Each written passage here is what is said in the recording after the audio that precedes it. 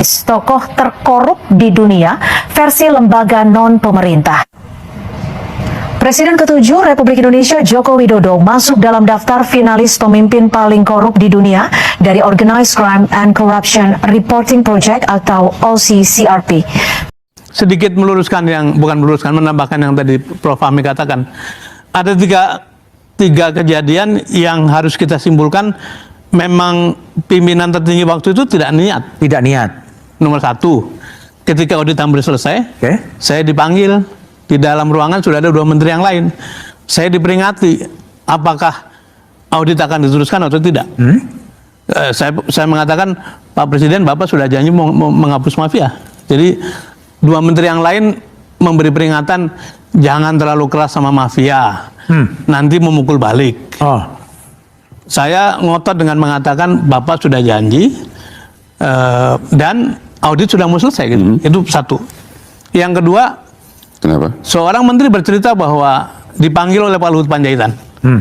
Kemudian di sana sudah ada Novanto. Dan diminta untuk menghentikan audit itu. Itu pasti ada persekongkolan tingkat tinggi gitu. Nah yang ketiga, ketika audit sudah selesai, kan ada peristiwa satunya Papa minta saham, satu lagi mau melaporkan ke KPK kan. Saya ditelepon oleh Presiden supaya menerima utusan dari beliau, namanya Teten Mas Duki. Nah, Teten menemui saya jam 9:30 malam, mengatakan yang laporan ke KPK ditunda dulu. Yang diurus sekarang adalah ke MKD. Jadi memang ada tahapan-tahapan yang nyata-nyata menghalangi proses itu. Sekarang adalah menjadi pertaruhan besar bagi pemimpin baru.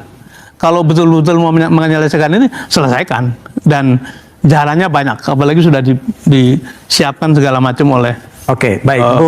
Bung Bring me to my knees. Ya, Pak Jokowi nggak mau tahu, nggak mau dengar saya dan Pak Jonan. Kan Pak Jonan dipecat, saya dipanggil ke istana dan saya sudah jelaskan bahwa ini mahal sekali, tidak bisa dibayar. Tapi Pak Jokowi ngotot bisa, karena saya tanya, ini ide siapa sih Pak? Ide saya. Nah, sudah. Jadi ya apa yang sekarang terjadi sudah saya ingatkan, clear di istana juga Pak Jonan sudah bicara sebelum dipecat. Nah jadi maksud saya ini kan dulunya itu kan Jepang pakai loan ya kan, bunga 0,01%, ketika dinaikkan 0,5 saja 1,5 sudah teriak semua karena tidak bisa kita bayar waktu itu. Nah waktu itu yang membuat analisnya itu dari UGM sama dari UI. Nah kemudian tiba-tiba diambil Pak Jokowi dikasih ke Cina, yang bantu itu dari TB, bunganya langsung berubah, hitung-hitungan keuangannya berubah. Tambah saya sudah bilang ya sudahlah, mau sudah dibangun, mau dibangun niat presiden begitu ya ditanggung saja. Dan terakhir ketika konsorsium BUMN itu Wika ketuanya, tapi kemudian Wika angkat bendera putih sehingga diserahkan pada kereta api. Waktu itu saya tanyakan lagi kepada beberapa pihak, ini uang dari mana? Kalau uang kereta api tidak akan bisa membayar.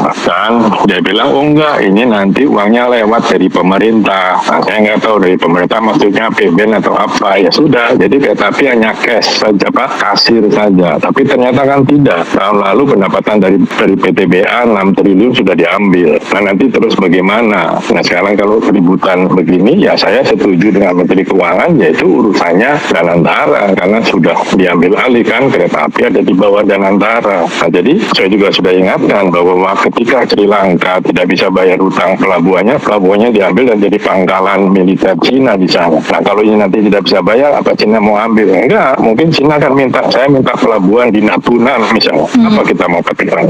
Kan ini hal-hal yang sudah saya ingatkan, lalu kejadian. Terus gimana? Hari ini kan banyak pernyataan saya di YouTube, di mana muncul lagi. Itu sudah lama, dari 5 tahun yang lalu. Jadi ya enjoy saja, saya bilang. Bertanggung jawab presiden kok. Mungkin masih ada sekarang Pak Luhut, coba tanya aja. Kekuatan Jokowi itu apa sebenarnya? Uang dari mana kan dia kan orang, semua yang dirampok-rampok korupsi ini setornya ke dia. Dia kan orang susah dari Solo itu. Itu dia, ada pernyataan dia disampaikannya kepada almarhum Rizal Ramli. Aku ini capek jadi orang miskin dari pinggir kali kan dia. Nah, dia ingin kekuasaan dia itu menghasilkan uang. Maka dicari aja lah orang yang tertentu kan menjadi tim dia di kabinet kan. Ini sampai 20 jabatan, ini sekian. Dia kan menghasilkan uang. Kan bisa bayangkan nggak ada uang yang diambil dari semua lembaga untuk COVID, dibelikan vaksin, ya kan? Itu uang 1.000 triliun itu yang dipakai cuma berapa? Itu dia. Itu dibagi-bagi sama mereka. Nah, ini sudah pernah dilaporkan ke KPK. Pertanyaannya, ini negara terbuka sekarang, ya kan? Dia taruh duitnya di mana? Nah, itu banker. Itu yang kita mau datangin. Kita mau datang ke Solo dalam beberapa waktu ini. Kita mungkin 1.000-2.000 orang mau ke Solo. Kita mau temuin si Jokowi. Nah, dia harus mengakuin, dia minta maaf kepada rakyat, dan uang yang kau sembunyikan harus kembalikan. Itu dibicarakan dia bersama Abu Bakar Basir. Dia minta maaf, dia akan kembalikan uang-uang itu. Ada. Berarti ini ada di bankernya dong? Ada bankernya, itu yang mau kita datangin. Anda tahu dari mana bankernya banker itu kalau nggak ada di Solo, di Karanganyar. Gini, pada waktu Jokowi menjadi gubernur nih, malam-malam supirnya kan kader. Malam-malam mobil Ivansa itu bergerak di kapal Brimob, di dalamnya uang, pakai kardus, pakai apa segala macam. Itu dari mana? Pada waktu itu baru dapat dari reklamasi. Kan Jokowi kebagian. Gubernur. Bawa ke Solo. 10 tahun presiden. Si Anu ngomong, setor ke dia kan. Yang ini nyetor sampai besar loh yang ini. Yang si Nadiem itu. Ada yang bilang 11.000 triliun. Oh, ngeri sekali. Bayangkan, laporan PPATK tahun 2024 itu ada uang korupsi beredar 984 triliun. Bukan 900 miliar ya.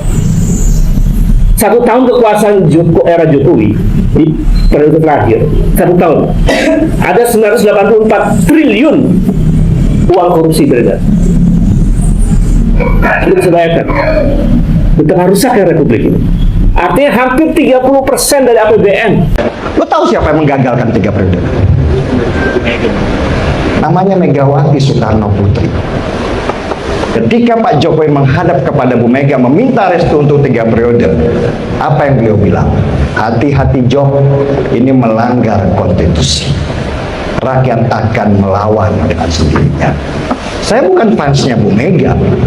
Saya orang yang dari dulu sering mengkritik Bu Mega, Mbak Puan, bahkan PDI Perjuangan. Tetapi pada situasinya saya mengerti bahwa benteng terakhir pada masa itu hanya Ibu Megawati. Kalau nggak ada Bu Megawati lolos itu 3 periode. Disitulah muncul, sebenarnya bukan muncul, mungkin ya nafsu itu sudah ada sejak awal. Ketika orang sudah diberikan kursi yang nikmat, ya kan, itu muncullah nafsu-nafsu manusiawi untuk terus menjabat. Ya, kalau Lukman mungkin belum pernah merasakan bagaimana rasanya menjadi seorang presiden ya, atau nggak usahlah presiden lah, lu jadi komisaris di sebuah perusahaan ya. Ya, semua kenikmatan lu dapat, gaji lu dapat, fasilitas lu dapat, segala macam lu di mana-mana dihormati orang, dipuji-puji orang. Terus kemudian mengerti, paham bahwa tahun depan lu harus mundur dan digantikan oleh orang. Apa yang terjadi? Post power syndrome.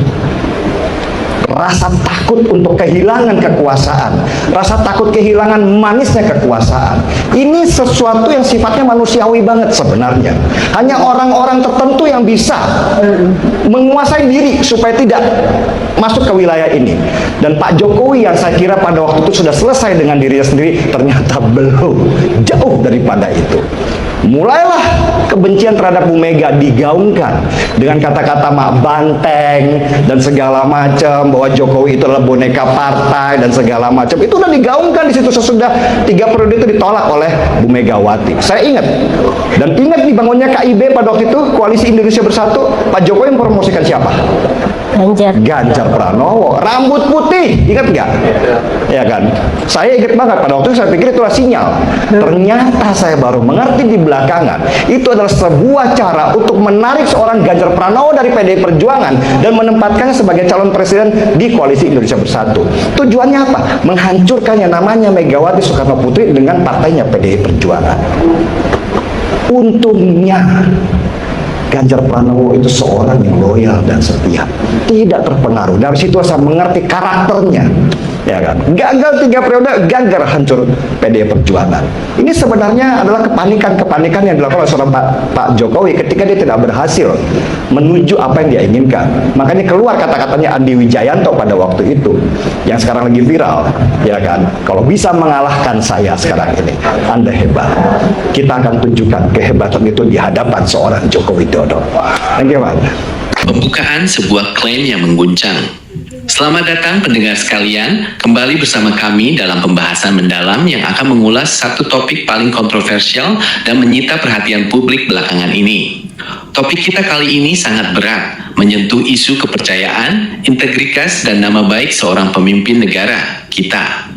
Berita dan klaim yang beredar menyebutkan ada penilaian internasional yang menempatkan salah satu presiden Indonesia, yakni Bapak Joko Widodo, sebagai presiden ke-7 paling korup di dunia. Klaim ini langsung meledak menjadi perbincangan panas. Di satu sisi, banyak pihak yang meyakini dan menguatkan penilaian tersebut, menyebutnya sebagai bukti nyata manajemen pemerintahan yang penuh ketidakberesan. Namun di sisi lain, penolakan keras dan pembelaan kuat juga muncul, menyebut penilaian itu tidak berdasar, berbau politik, dan tidak sah secara metodologi. Selama kurang lebih 14 menit ke depan, kita akan bedah tuntas dari mana asal penilaian ini, apa dasar dan ukuran yang digunakan, apa saja tuduhan dan dugaan korupsi yang dikaitkan dengan masa pemerintahan beliau, bagaimana tanggapan pemerintah, para ahli, dan masyarakat, serta sejauh mana kebenaran dan dampak dari klaim besar ini bagi nama baik bangsa Indonesia. Jam 1:10 menit, jam 2:45 menit. Asal mula klaim, dari mana datangnya penilaian ini? Pertama-tama harus sumbernya. Kabar yang menyebut Jokowi menempati urutan ke-7 sebagai pemimpin paling korup di dunia ini bermula dari sebuah laporan atau penilaian yang di media sosial, media asing, dan situs-situs pengamat internasional. Penilaian ini dikaitkan dengan memantau anti korupsi internasional, namun seringkali sumber persisnya diperdebatkan. Pihak yang menyebarkan dan meyakini berita ini merujuk pada data yang mengukur tingkat transparansi, pengelolaan keuangan negara, serta kasus besar yang terjadi selama masa jabatan. Dalam nama Jokowi disebutkan bersanding dengan nama-nama pemimpin negara lain yang memang sudah lama dikenal bermasalah dengan hukum dan kasus korupsi besar-besaran di negaranya. Penting untuk dicatat sejak awal, lembaga pemantau korupsi paling terkenal dan resmi dunia seperti Transparency International tidak pernah secara resmi merilis daftar peringkat presiden paling korup di dunia. Lembaga tersebut biasanya mengeluarkan indeks persepsi korupsi yang mengukur kondisi korupsi suatu negara, bukan menilai secara pribadi para pemimpin. Ini di titik awal perdebatan, apakah penilaian ke-7 ini hasil riset serius, atau sekedar opini, survei tidak resmi, atau bahkan rekayasa informasi.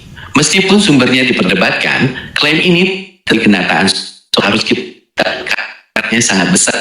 Jam 2:45 menit, jam 5:00 menit.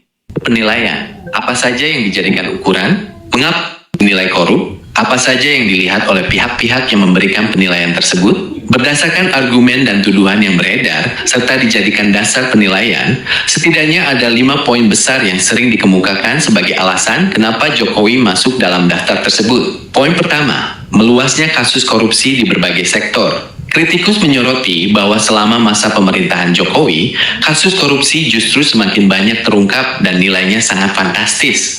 Mulai dari kasus pengadaan bantuan sosial, korupsi di kementerian, dana desa, hingga kasus di lembaga negara.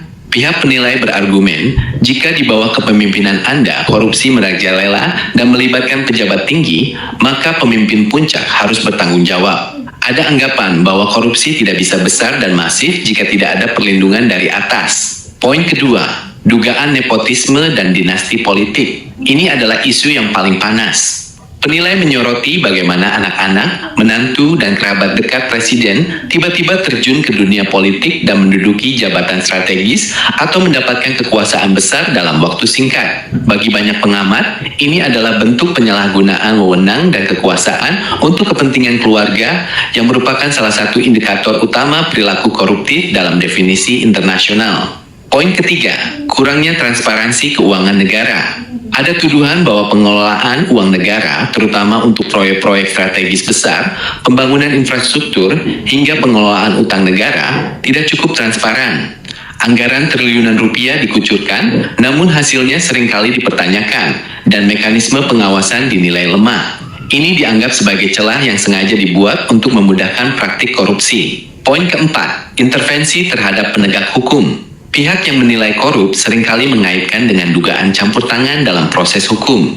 Banyak kasus besar yang dianggap berhenti di tengah jalan, atau pelakunya mendapatkan perlakuan istimewa. Ada anggapan bahwa penegak hukum seperti kepolisian, kejaksaan, maupun KPK menjadi tidak independen dan tunduk pada kekuasaan politik, sehingga korupsi tidak bisa diberantas sampai ke akarnya. Poin kelima, masalah dokumen dan legalitas. Yang tidak kalah penting, polemik ijazah dan dokumen pendidikan yang sudah sering kita bahas sebelumnya juga masuk dalam penilaian. Bagi pandangan internasional, seorang pemimpin yang diduga memiliki dokumen bermasalah di awal sulit dipercaya integritasnya dalam mengelola uang rakyat. Kelima poin inilah yang disusun menjadi argumen utama di balik klaim Presiden ke-7 paling korup di dunia tersebut. Jam 5:20, jam 7:45, bantahan keras, penilaian salah, tidak berdasar, dan politik. Tentu saja, penilaian seberat ini memicu reaksi balik yang sangat keras, baik dari pihak pemerintah, pendukung, hingga para ahli yang menilai penilaian itu keliru. Mari kita dengarkan sisi lain dari perdebatan ini. Pembela Jokowi menegaskan, penilaian ini tidak sah, tidak akurat, dan bermotif politik. Mereka menyoroti fakta bahwa tidak ada lembaga resmi dunia yang merilis daftar ini secara metodologis dan terbuka. Penilaian ini dianggap hanya kumpulan opini negatif dari pihak yang tidak suka, yang kemudian dibesar-besarkan. Mengenai poin-poin tuduhan, mereka memberikan penjelasan. Pertama, soal banyaknya kasus korupsi yang terungkap, pihak pembela justru melihatnya sebagai prestasi. Menurut mereka, banyaknya kasus yang diusut dan ditangkap justru bukti bahwa pemerintah serius memberantas korupsi, bukan bukti bahwa pemerintah korup. Artinya, hukum berjalan dan tidak menutup-nutupi. Kedua, soal nepotisme, mereka berargumen bahwa anak atau kerabat adalah warga negara biasa yang punya hak politik sama dengan orang lain. Menduduki jabatan dinilai murni karena dukungan rakyat dan kemampuan pribadi, bukan karena campur tangan ayah atau kerabat. Ketiga, terkait transparansi, mereka mengklaim bahwa Ya, halo teman, kembali lagi bersama saya di channel ini. Kita sudah menyaksikan teman-teman cuplikan video yang cukup menarik. Dan tentu teman-teman, sebelum kita pada lebih dalam isu panas hari ini, jangan lupa untuk berikan komentar kalian dan subscribe channel ini agar teman-teman tidak ketinggalan informasi menarik yang kita sampaikan.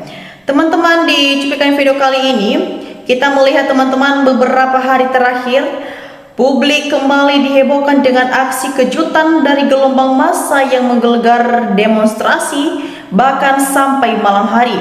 Yang menariknya teman-teman, aksi ini dipelopori oleh mak-mak dan para aktivis yang melakukan aksi simbolis menatangani KPK. Ya, tujuannya cuma satu teman-teman, yaitu mendesak penegakan hukum dan meminta pertanggungjawaban mantan Presiden Joko Widodo atas berbagai dugaan kasus korupsi dan nepotisme selama 10 tahun masa jabatannya.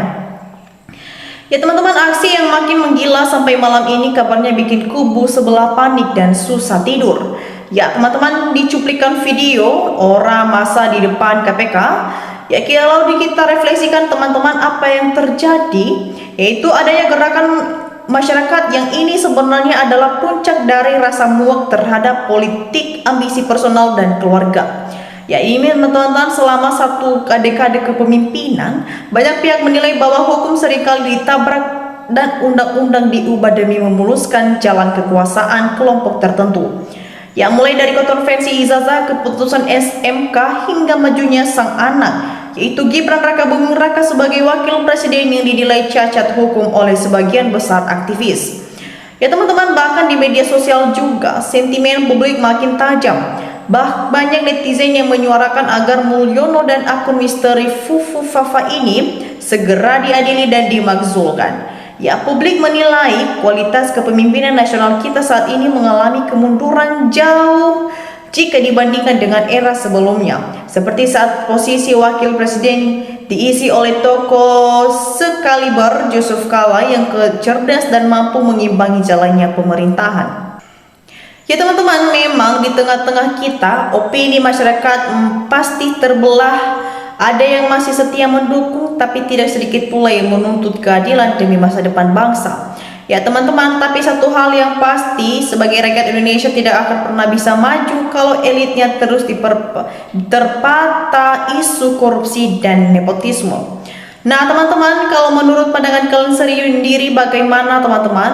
Apakah gerakan masa ini akan membuahkan hasil nyata atau justru berlalu begitu saja? Ya, mari teman-teman untuk berbagi pola pikir secara sehat. Silakan teman-teman untuk tulis dan opini dan analisis terbaik kalian di kolom komentar di bawah. Dan jangan lupa teman-teman untuk share video ini ke teman-teman kita yang lain agar banyak yang melek akan politik. Ya, di sini juga teman-teman kita melihat banyak komentar-komentar teman-teman kita yang sudah memberikan tanggapannya dari cuplikan video ini. Dan mari kita lihat bersama teman-teman bagaimana perkembangannya. Ya teman-teman, di sini disampaikan oleh teman kita Tuan Yusuf. Di sini dia berpendapat teman-teman lanjutkan pengawalnya, juga harus ditangkap pengawal bajingan itu. Ya teman-teman, Adita Rigan juga memberikan tanggapan. Petugas mengharapkan petugas hukum. Ya teman-teman, Wisedensios memberikan tanggapannya. Baru kali ini mantan presiden di demo massa, berarti Indonesia benar-benar kacau disebabkan karena kebohongan, kepalsuan dan koruptor. Ya teman-teman, Wisedensios juga memberikan tanggapannya. Di sini dia beranggapan teman-teman memilih pemimpin presiden, masyarakat itu mengharapkan rakyat sejahtera, negara maju. Jangan sebaliknya, sudah pasti rakyat masyarakat marah. Ya teman-teman, Musafir memberikan tanggapannya. Lanjutkan, Cek PKI gaya baru wajib diseret ke pengadilan. Teman-teman, kita lanjut. Di sini Gumelar Wangsadi memberikan tanggapannya. KPK tidak berani menangkap Jokowi. Teman-teman, kita lanjut. Di sini juga teman kita Yeyet memberikan tanggapannya. Teruslah berjuang. Jangan pernah diam ketika penguasa berusaha membodohi rakyat. Ya teman-teman, Asikin Bidil memberikan tanggapannya. Kalau belum berhasil jangan pernah kendor, maju terus sampai Jack mati berdiri. Teman-teman, Iwan Sumirat memberikan tanggapannya. Benarkah ini bukan editan? Kalau benar, alhamdulillah. Wedi Kualat juga memberikan tanggapannya teman-teman. Apakah Termul itu layak dikategorikan sebagai musuh rakyat negara Indonesia karena menjadi temeng gembong koruptor NKRI si raja tipu berijazah palsu? Ya teman-teman, kita lanjut. Gumerlang Wangsa Nikusmah juga memberikan tanggapannya. Semoga para pendemo dilindungi Allah. Wedi Kuala juga memberikan tanggapannya teman-teman. Siapakah gembong koruptor NKRI? Mengapa seluruh kasus koruptor di berbagai lembaga dan kementerian saat ini di persidangan menyampaikan atas perintah si raja tipu berijazah palsu? Ya teman-teman, kita lanjut. Suetrimo Trimo memberikan tanggapannya. Seluruh rakyat Indonesia berkelonga. Slogan tangkap dan adili Jokowi keluarganya. Ya teman-teman, Rakonangan memberikan tanggapannya. Jokowi presiden yang merayat, menyiksa, menindas, menipu rakyat. Ya teman-teman, kita lanjut. Rojikin memberikan tanggapannya. Tangkap Jokowi, nggak perlu mendukung penegak hukum. Jokowi harus dipertanggungjawabkan semua perbuatannya selama 10 tahun. Apa yang dilakukan semenjak jadi presiden. Hukum di negeri ini sudah mati, maka rakyat yang menghukumnya. Imam Syafir juga memberikan tanggapannya teman-teman. Nepalkan Jokowi, buat contoh pejabat negara yang lain agar tak seenaknya dengan jabatan diemban. Teman-teman, Iwan Pros memberikan juga tanggapannya. Pengawalan polisi itu tidak ada artinya kepada Jokowi karena atas dasar penipuannya kepada rakyat Indonesia. Ya teman-teman, kita lanjut. Di sini juga teman kita Tommy Tom memberikan tanggapannya. Seret. Gumerlang Wangsa Nudi Kusma juga memberikan tanggapannya. Planga plongo. Ya teman-teman, bagaimana tanggapan kalian mengenai isu polemik ini dan tanggapan teman-teman kita yang sudah memberikan tanggapannya? Jangan lupa teman-teman untuk berikan opini cerdas kalian di kolom komentar di bawah dan mari kita berdiskusi secara sehat di channel ini. Demikian saja teman-teman untuk cuplikan video kali ini. Jangan lupa saksikan video berikutnya yang tak kalah menarik. Salam NKRI, harga mati.